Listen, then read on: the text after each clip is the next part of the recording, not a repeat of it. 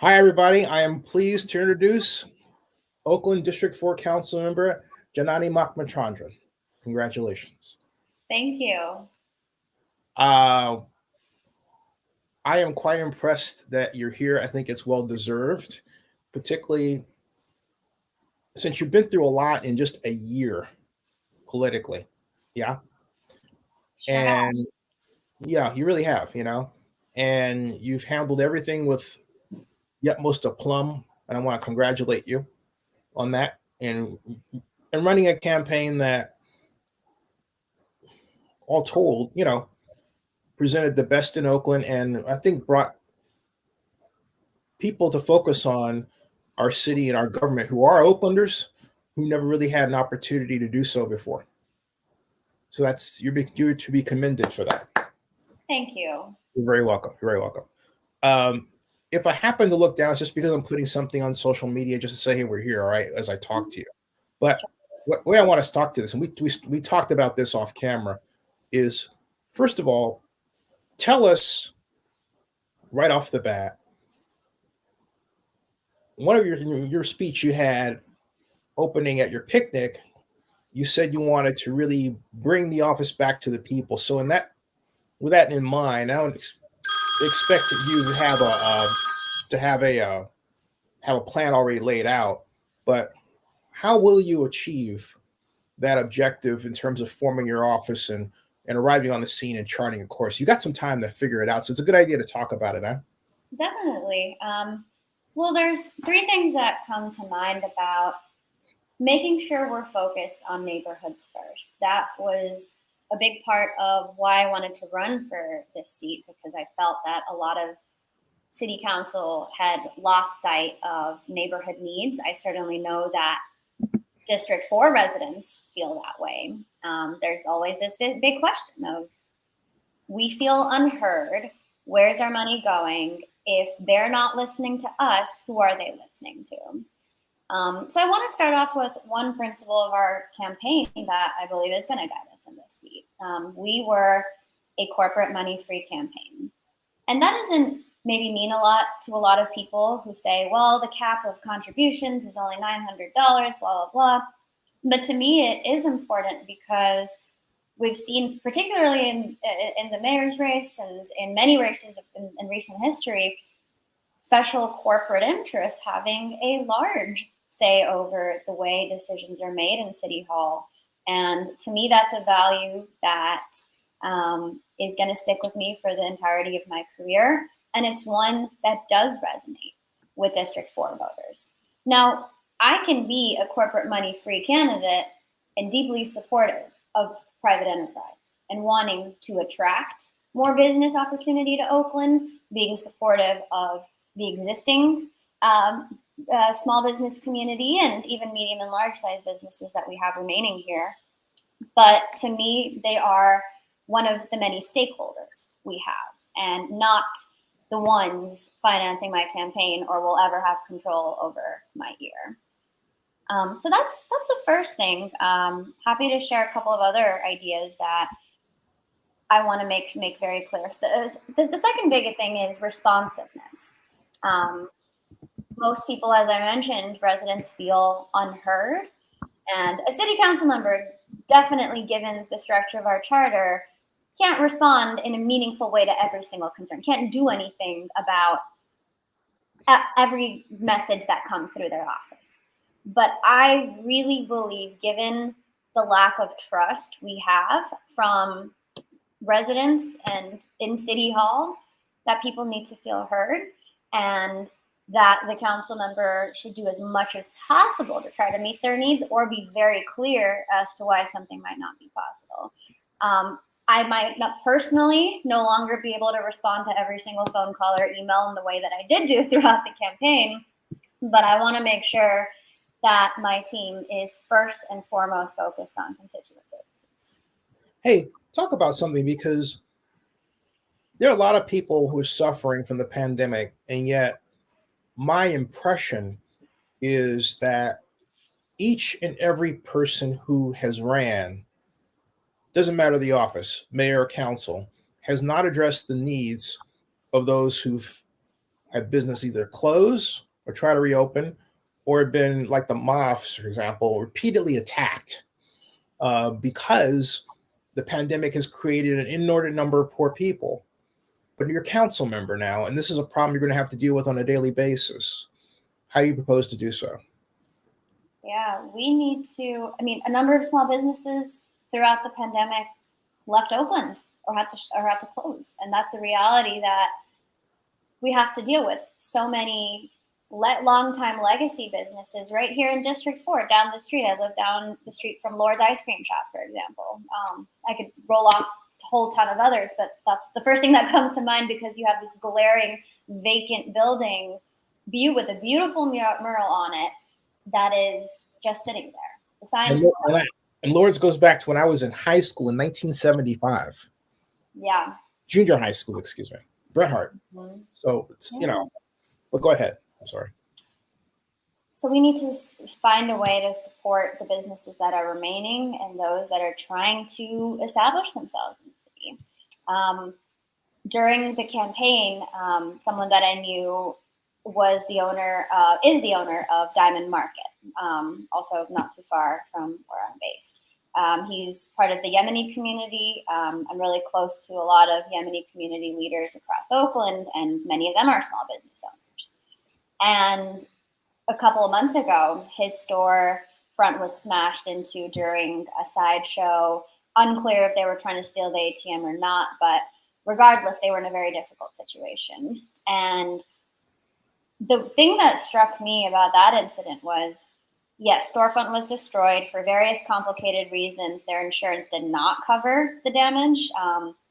And the next day, after the storefront was broken into, when the store is all boarded up, robbers get into the store under the boards and steal thousands of dollars worth of merchandise.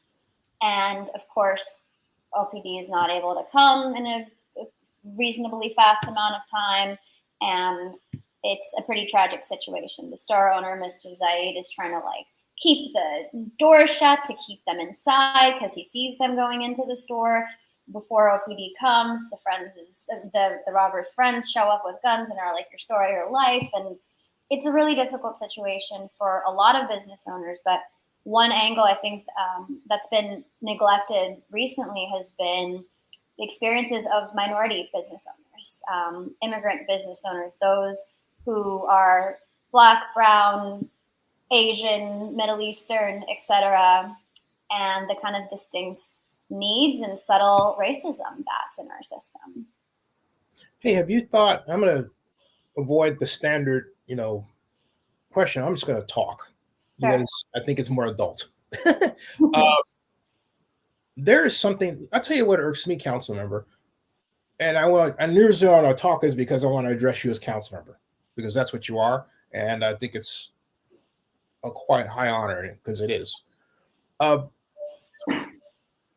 a year ago, Barbie Lopez, who you may know, I believe, marshaled through legislature something called Assembly Bill 464 Mullen, and it passed. Gavin signed it into law in July.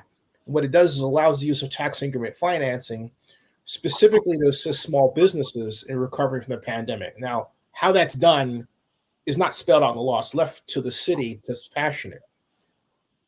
But this marks the latest version of enhanced infrastructure financing district legislation that hasn't been used.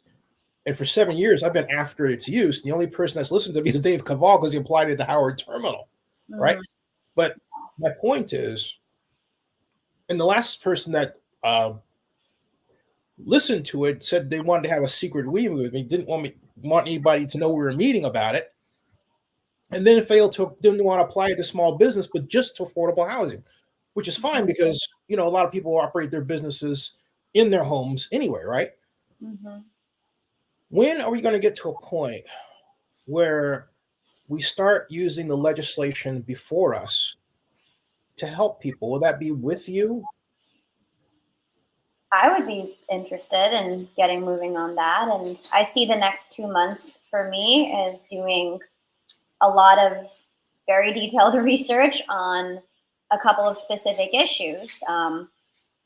one person can't solve everything. I'm not going to come in with a plan to totally change every single issue that people care about, but I'm going to have at least a 5-point set of priorities. And one of those 5 points definitely includes supporting and revitalizing our small business community. And I definitely would like to explore this piece of legislation to see how we can apply it to Oakland.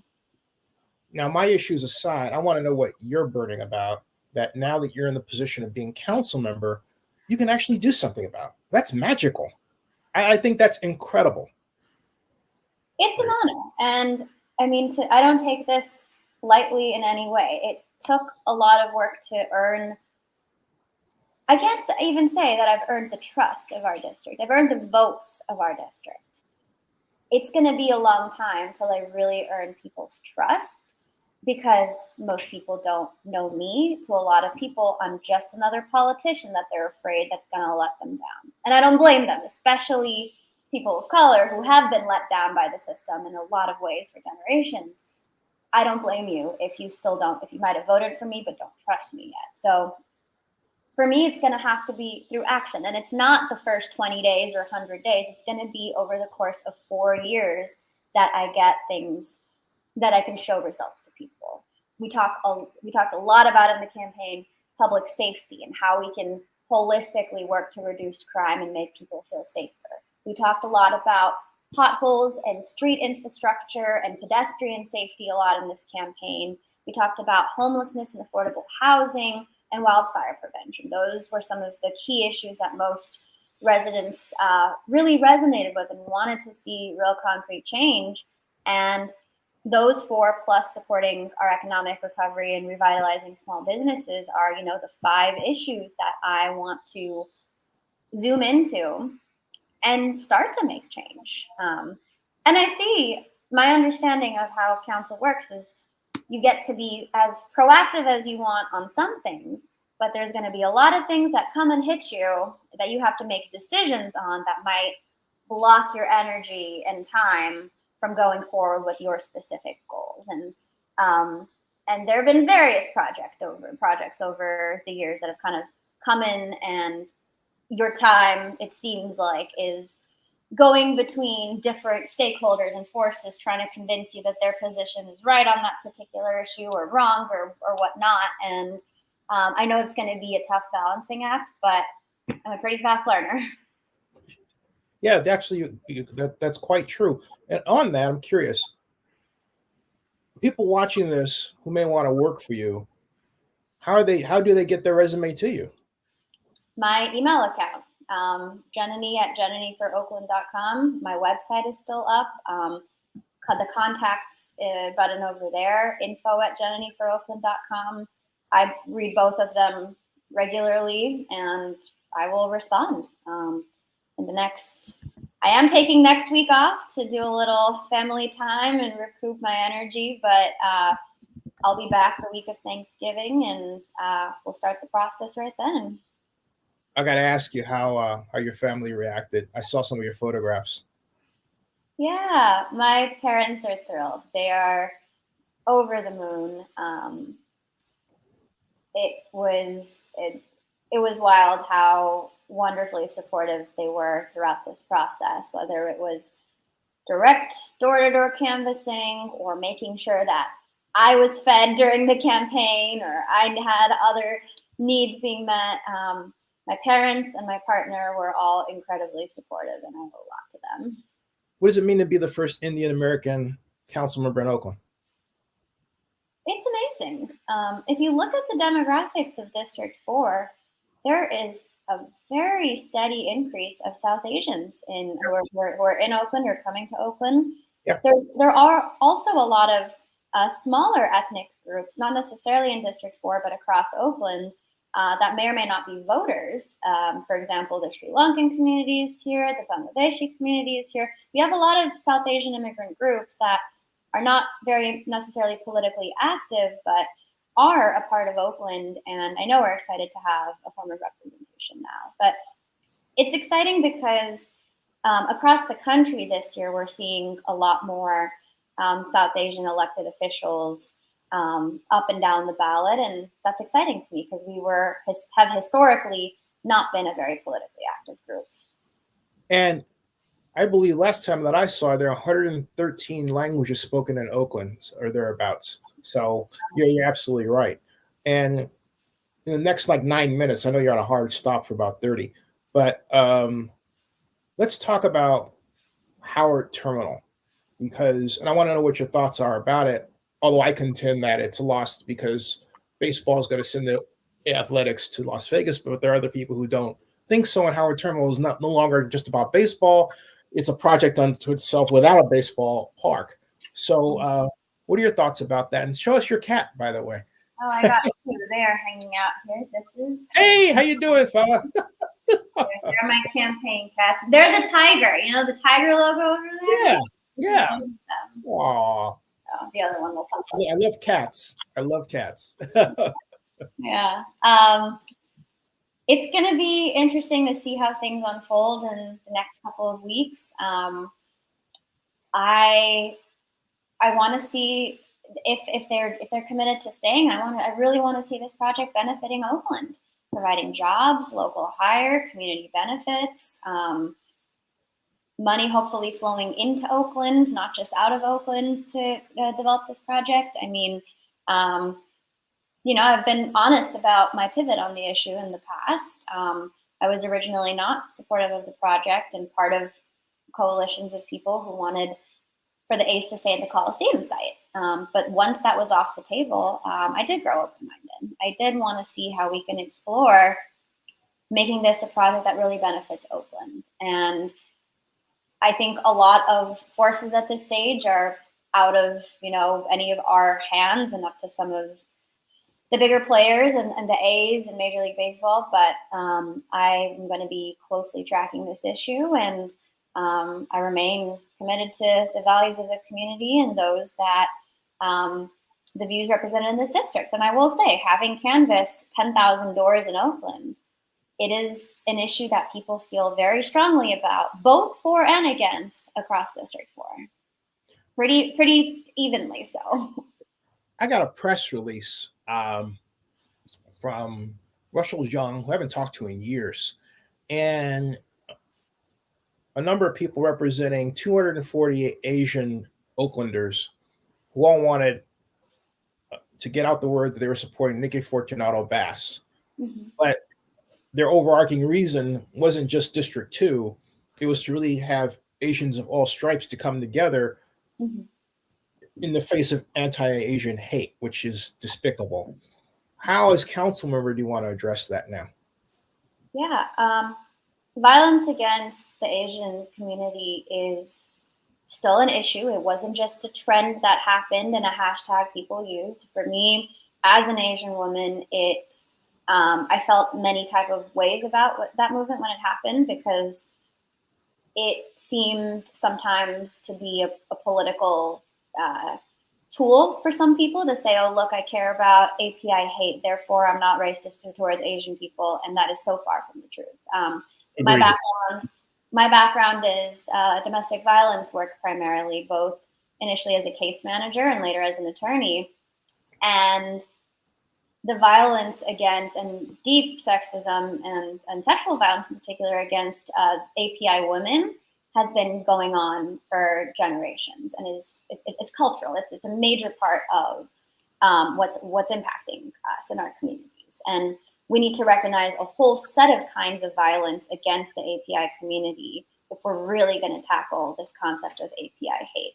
And we really need to build cross-racial solidarity. We need to also acknowledge the high rate of homicides in the Black community in Oakland. And instead of saying, because sometimes this happens in political dialogue, you either care about API hate or gun violence in the Black community. And it's like, no, we have to talk about both and see how we can uplift each other. The solutions might be different, but we need to band together in order to deal with violence in our community that is pervasive right now.